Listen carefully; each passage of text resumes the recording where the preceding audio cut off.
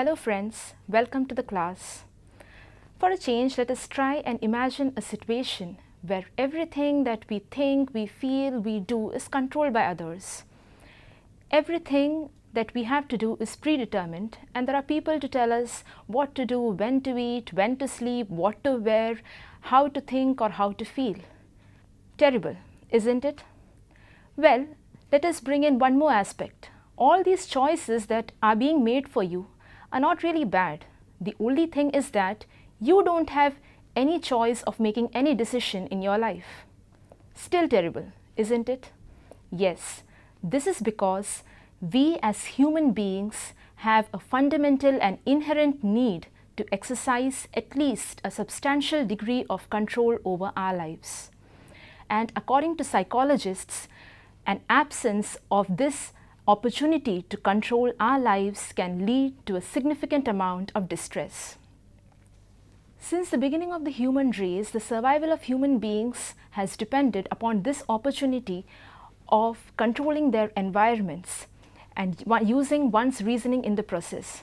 Hence, when human beings are placed in situations where they can exercise very little control over their environments, it is natural that they will feel distressed and they will try hard to regain this control over the environment.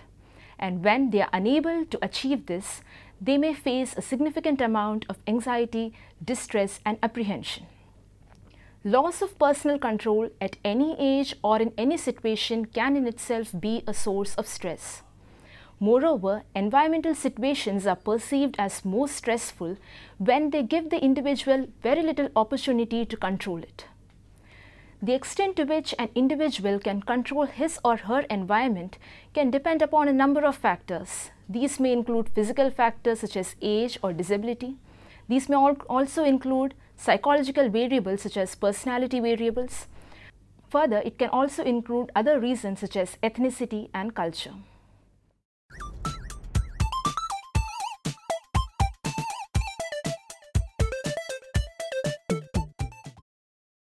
Psychologist Taylor in 1983 put forward a theory of cognitive adaptation to stressful situations.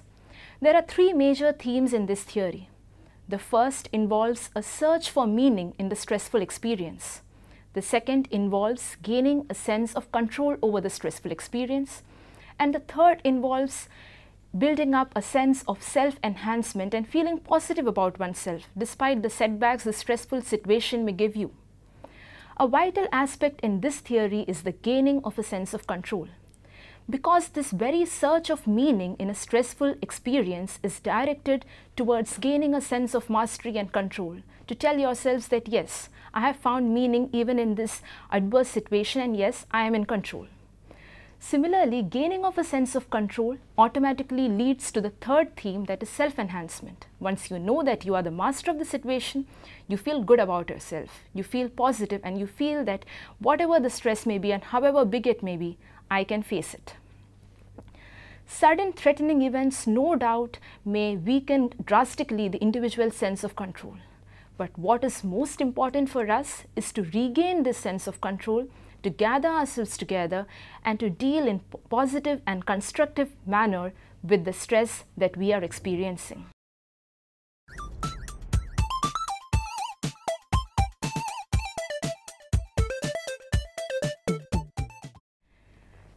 Gaining a sense of control can be achieved in two ways, by using behavioral techniques or by using cognitive techniques. Firstly, let us have a look at what are the cognitive techniques of gaining a sense of control over a stressful situation. Cognitive techniques generally involve what is called mental control by psychologists in recent times. According to Wegner and Pennebaker, mental control occurs when people learn to suppress a thought, to inhibit an emotion, to quench a craving, to maintain a mood, or to stir up a desire, and in some way control what they are feeling and what they are thinking, a mental and emotional control and self-regulation. Now, how do cognitive techniques help us to gain a sense of control? The thing is that cognitive techniques can help us inhibit certain unwanted or undesirable thoughts and emotions that cause us a great degree of distress. Further, it can help us build up a sense of emotional self-control. For instance, we can maintain a state of being happy and enthusiastic. And in such ways, it can help us in our social interactions with others. For instance, we can make a better impression on people by remaining enthusiastic, happy, and vital. Thus, cognitive control can help us regulate our thoughts and hence regulate the way we see a stressful situation and also regulate the way we cope with it. Now we go over to the different forms of cognitive control. There are actually 5 forms of cognitive control, and it is a very interesting concept. The first of this is cognitive distraction. This involves a conscious distraction of attention from the pain or anxiety or discomfort that a stressful situation produces. Now let us take the hospital setting. A person who is undergoing painful treatment for cancer such as chemotherapy can experience a great deal of well-being if he focuses on some other aspects rather than the nausea, the pain and the chills that accompany chemotherapy. For instance, he can think of what all he can do in the future, or he can imagine being in a more pleasant atmosphere and he can make plans for the future. Such an attention on something else that is interesting and positive will to a great deal reduce the experience of pain, anxiety and distress associated with the medical procedure and even aid recovery. A second cognitive technique is cognitive restructuring. This involves consciously attending to certain aspects of the environment and consciously blocking off certain other aspects. For instance, again take a hospital setting. A patient can fare much better if he attends to other aspects of the hospital setting, such as the clinical procedures, the clinical atmosphere, how the doctors and nurses are interacting with each other and such other aspects, rather than focusing on the pain or anxiety that he is experiencing during the clinical procedure. A third technique is thought stopping. It is a direct technique and telling the thought which is unwanted, which is repetitive, which is intrusive and distressing to stop entering your conscious awareness.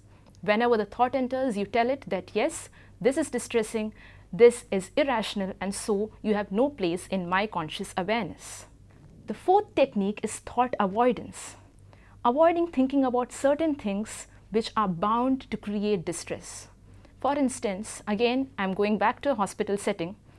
You have to have a surgery. You don't have any other option and you're afraid of surgery. So it will be much better for you if you avoid thinking about the pain or the discomfort or the kind of debilities that you are going to suffer during the surgery or after the surgery. Better avoid thinking about these aspects and you will be able to handle the surgery and its after effects well.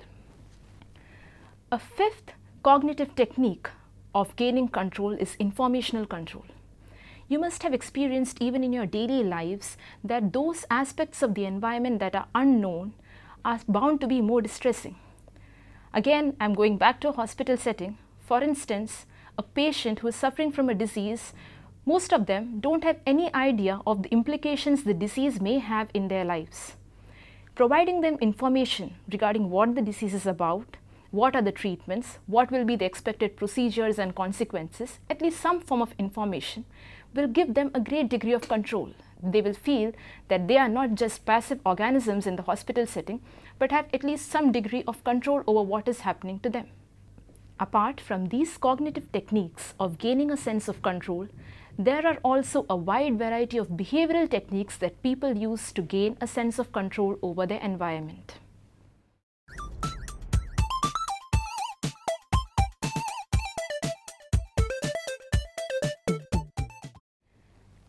Behavioral techniques for gaining a sense of control involve enacting specific behaviors that are meant to modulate environmental situations. Many a time, individuals may enact certain behaviors which are meant to modulate at least minor or at least a bit larger aspects of the environment, even if they cannot control the entire situation. However small these changes may be, which are brought about by behavioral techniques, but they provide a great sense of control to the individual. They contribute greatly to reducing the sense of distress and anxiety experienced and hence enable the individual to face the stressor in more constructive and positive ways. For instance, in the medical setting, allowing the patient small choices, for instance, if a music is going on, allowing him to adjust the volume of the music or teaching him to relax his muscles during a treatment procedure, or allowing him some sort of control, for instance, teaching him to swallow during endoscopy, can contribute a great deal towards helping him gain a sense of control over the medical procedures. Similar studies by other theorists such as Langer and Rodin revealed a great degree of improvement in the physiological as well as psychological health and well-being of nursing home residents, that is, geriatric residents of the nursing home, when they were given control over making small choices. For instance, how the furniture should be arranged or what kind of leisure or entertainment activities they would prefer. Even such small choices contributed a great deal in bringing about both physiological as well as psychological well-being. For both cognitive as well as behavioral techniques of gaining a sense of control to work, it is necessary that a conducive environment, that is an environment which gives an individual maximum opportunity to control it, as also the existence of personality variables that are conducive. For instance, an internal locus of control or the belief that you can control your environment. These environmental factors and personality factors play an important role in determining how an individual or how effectively an individual will be able to use these behavioral and cognitive techniques of gaining a sense of control. Now let us go over a special situation. In certain chronic or severe stressors, take the case of cancer, a sense of control, especially when it is over certain situations which are objectively uncontrollable, comprise illusions of control. It is not an actual control, but they are just illusions of control. But however, psychologists believe that even such illusions of control are quite advantageous, and a really skillful person is one who will allow such illusions of control to develop, who will nurture them and use them to his advantage to aid recovery and to help him and to give him the willpower to go through the difficult treatment. However, a downside of such illusions of control are that they can be easily broken, they can be easily rendered false. For instance, a recurrence of the disease, for instance, cancer coming back in patients who are in remission, or information provided by any knowledgeable person such as a doctor regarding the prospects that a patient has, can actually totally disintegrate these illusions of control and lead to further adverse consequences.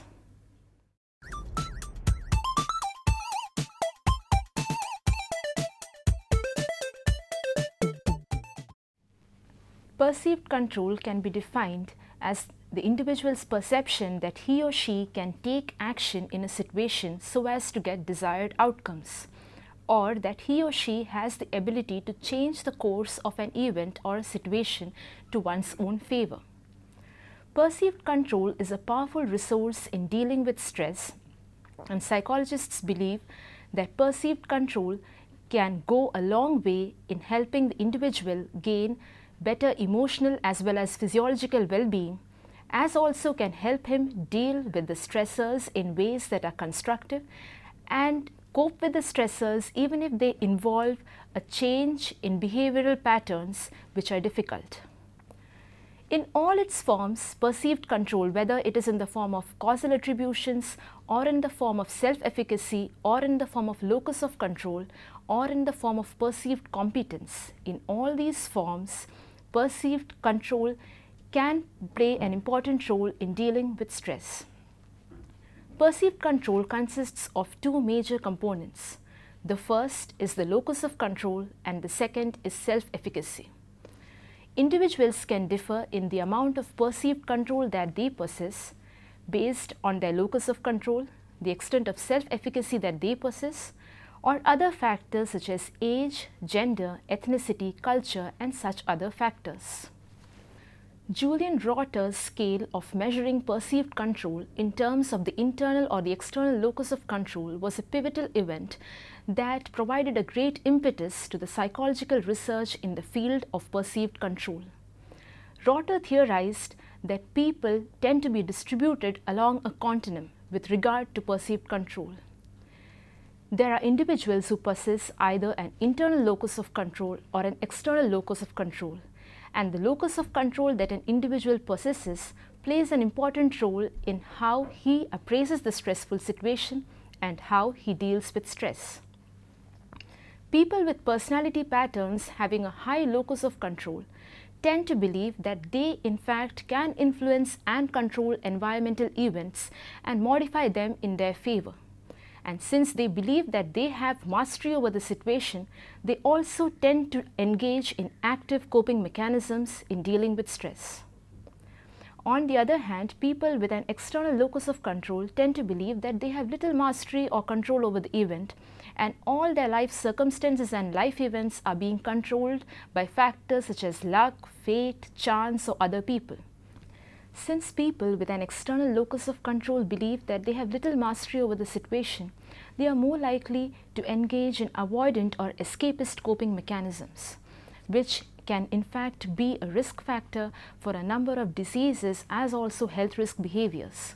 In fact, researchers have found a consistent relationship between an external locus of control and alcoholism, both in pleasant and unpleasant situations. And when alcoholism occurred in stressful situations, it was often the avoidant coping mechanism that the individual adopted in response to stress. Since individuals differ a lot along the locus of control as also possess differing levels of self-efficacy, the levels of perceived control vary from individual to individual. Further, depending upon the nature of the situation, the perceived control that an individual experiences may also vary from one situation to the other. Now we come to the second component of perceived control, which is self-efficacy. Self-efficacy can be defined as the individual's perception of his ability to enact a particular action so as to gain a particular end. Since self-efficacy determines an individual's feelings of adequacy and his confidence in getting things done, it can have an important role in the appraisal of the stressor by the individual, as also in what kind of coping mechanisms or techniques that he engages in. People with a high level of self-efficacy believe that they can get things done and they can employ effectively coping mechanisms that are necessary to deal with the stressor. And hence, like people who have a higher internal locus of control, they also engage in active and direct coping mechanisms. On the other hand, people having lower levels of self-efficacy believe that they would not be successful in engaging in any kind of activity that involves coping with the stressor, and hence, like people having an external locus of control, they are more likely to engage in avoidance tactics and escape from the stressor. Thus, perceived control depends on the extent to which the individual feels that he or she has the power to control the situation, that is the locus of control, as also enact activities that are involved in controlling the situation, that is self-efficacy.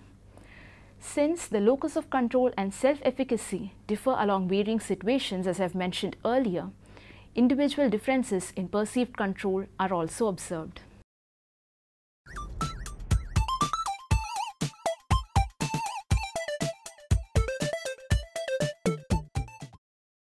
Now let us examine the role of certain other factors such as gender, age, ethnicity, and other individual differences that play a role in perceived control.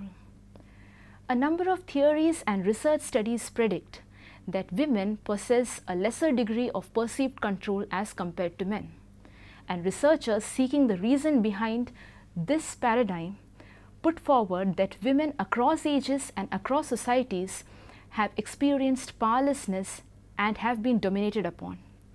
They have had very little economic independence and autonomy and have often been engaged in routine, dull and boring sequences of work both at the workplace and in the family, and have always received very little recognition and appreciation for their services. This extreme powerlessness that women have been subjected to often makes them believe that they do not have enough resources or enough abilities to control or modulate a situation in their favor, thereby leading to a lesser degree of perceived control. However, certain other research findings indicate the contrary. They believe that, at least in certain settings, men and women have equal degrees of perceived control. However, although researchers have not been able to put forward consistent findings that tend to elucidate on the reasons for this, they generally believe that women who have a greater degree of economic or financial independence and a greater degree of autonomy in making choices tend to have a greater degree of perceived control. We come to the second factor which influences perceived control, and that is age. A number of researches have been conducted on this very topic and have yielded contradictory and inconsistent results. Many researchers believe that perceived control tends to decrease with age. A research study conducted by Mirowsky in 1995 involving a very large representative sample consisting of people from the age group of 18 years to 90 years found that not only are older individuals possessing a lesser degree of perceived control, but also that perceived control continues to progressively decrease with age. However, another important finding is that as compared to adults and other young people, perceived control is of greater importance in old age and can play an important role in preventing geriatric depression and anxiety. Now we come to the third aspect, analyzing the role of racial and ethnic and cultural factors in perceived control. Researchers find that people belonging to certain cultures and ethnicities that have long been socially disadvantaged and marginalized, for example, the African Americans or the Asian Americans when compared to non-Asian Americans, tend to have a lesser degree of perceived control.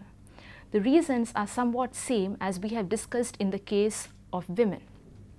Throughout ages and throughout centuries, they have experienced both psychological and economic subjugation. They have experienced discrimination as also stigmatization, which have rendered them powerless not only physiologically but most importantly psychologically. And this prevents them from developing an adequate degree of perceived control. One premise that we can conclude from this is that the availability of resources, both physical such as health, material resources, education and the like, as also psychological resources, plays an important role in how good a degree of perceived control we develop. Since the availability of these resources differs from community to community, differs across genders and differs even across individuals, individuals differ from each other vastly in the amount of personal control that they exercise. Now, as we come to the end of this chapter, let us try to review all that we have studied today. Firstly, we have understood that psychological control is an extremely important facet of our lives as active human beings, and that it is extremely essential both for our physiological as well as psychological well-being. Secondly, we have understood that even though certain situations may rob us of our personal control and may render us weaker, we cannot be passive organisms and we have to work towards gaining a higher sense of control and mastery. Thirdly, we have learned that this sense of control and mastery can play an important role in how we appraise a stressful situation, in how we cope with it, and how well we are likely to emerge from a stressful situation. Fourthly, we have also understood that apart from the general differences in the perceived control due to individual differences due to personality variables, age and other factors, there are certain other gender-based as also ethnicity-based differences in perceived control that have existed across centuries. We have noticed the case of women as also the case of certain communities who have been long subjugated and long dominated, because of which they have an extremely lesser degree of personal control. So, it also brings in us a social responsibility to make sure that these marginalized sections, whether ethnically or within the country, are provided those psychological and social resources that help build a psychological feeling of being powerful and of being able to control their own lives.